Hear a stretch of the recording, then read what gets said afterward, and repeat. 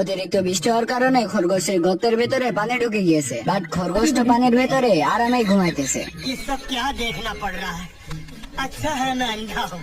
মানে আমি জানতাম যে পানিতে ঘুম ভেঙে যায়, কিন্তু আজ প্রথমবার দেখলাম যে পানিতেও ঘুমানো যায়। তো অতিরিক্ত পানির কারণে খরগোশের ঘুম হালকা হয়ে যায়। এজন্য খরগোশ বিছানা থেকে উঠে পানি জারের কাছে আসে এবং জার থেকে পানি ঢেলে পানিও খেয়ে নেয়।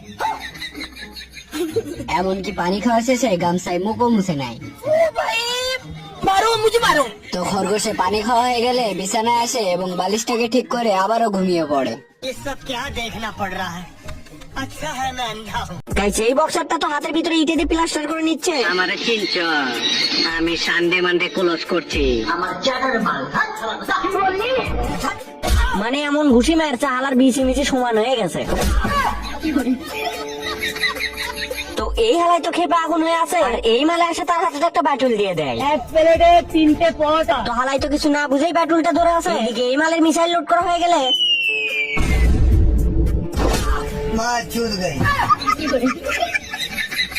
চালু চালু, চোখে মুখে ভালো, আমি শয়তানের খালু, আমি ওজা, মানুষের বিপদ মানে হাতির নিচে পড়ছে পিঁপড়ে। বিচি তো মনে হয় না ঠিক আছে।